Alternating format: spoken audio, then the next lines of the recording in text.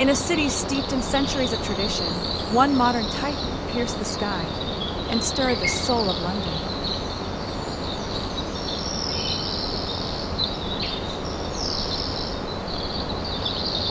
London has always been a city of silhouettes, cathedrals, domes, cranes, and dreams.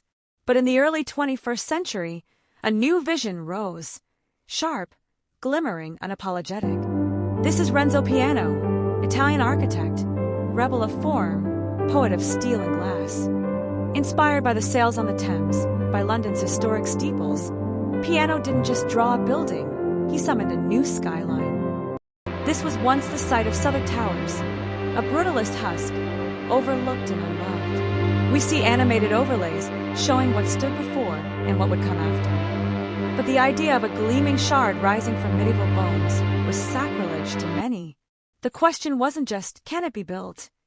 But should it be allowed to exist at all? In a city where every stone tells a story, the shard's boldness was met with fury. To some, it was architectural blasphemy. To others, it was the future breaking through the fog of the past. At sunset, it disappears into flame. At dawn, it slices clouds with silver. This is the story of how London's most controversial building became one of its greatest triumphs. And it all began with a dream drawn on a napkin. Before the first steel beam rose, the shard sparked fire. Not in its foundations, but in the hearts of Londoners divided by vision. To build higher than St. Paul's was not just architectural, it was cultural war. For centuries, the city's soul was found in its rooftops, sloped, familiar, ancient. But the shard promised a future that shimmered, stabbed, and soared.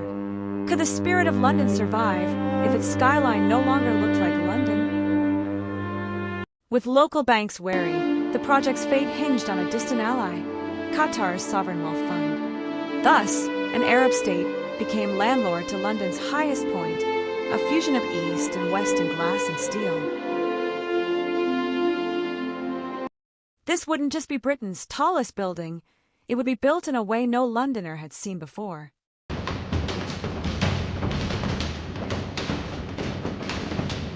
In a city never meant to grow tall, the shard was a vertical revolution.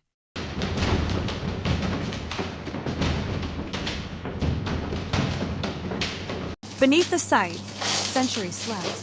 A Roman road, a medieval wall, ghosts of plagues, of poets, of prisoners.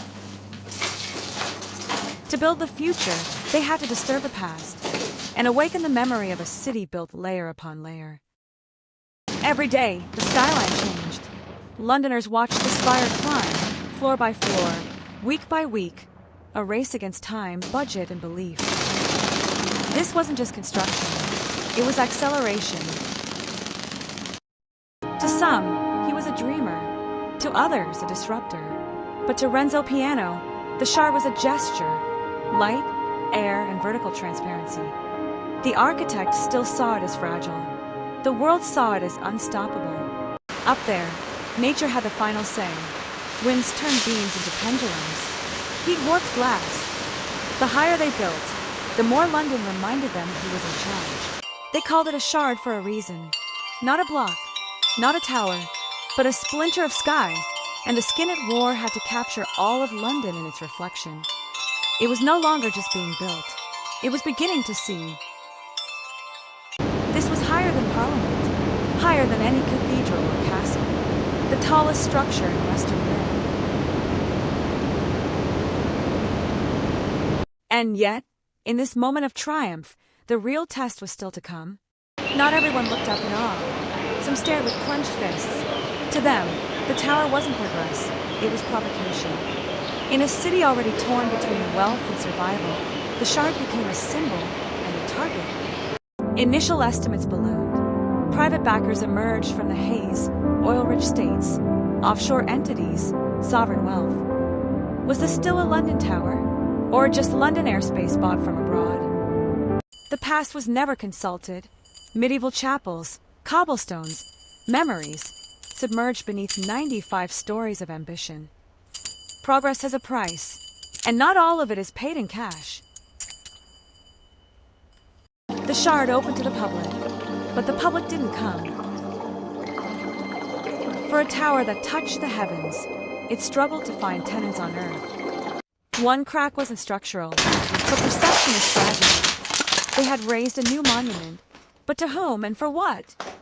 With one last bolt, the tower exhaled. From concept to concrete, from sketch to skyline, the Shard was real.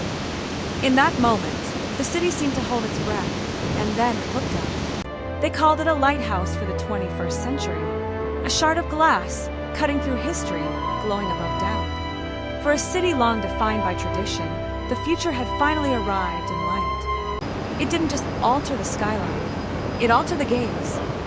With every hour, it reminded the city of what it could still become. The man who once sketched a dream on a napkin now stood inside it. He gave the city something it never asked for, but maybe something it needed. This wasn't just the end of a construction project. It was a beginning. Because sometimes, to find the soul of a city, you have to build above it. Beneath this tower lies a web of tracks, tunnels, and time. Every footstep carries centuries. The Shard did not erase the past, it invited it inside. It became what Renzo Piano dreamed, a vertical village. Not just for power, but for people. A place not only to see London, but to belong to it. In time, the fiercest critics found no words. The tower had outlasted them, not with defiance, but grace. Sometimes, it takes time for beauty to find its voice. The Shard didn't just rise in London. London rose with it. In its reflection, we saw not just change, but permission to dream differently. From a sketch in Berlin to a beacon over the Thames, this is not the story of a building. It is the story of what dares to rise. And in that light, London still dreams.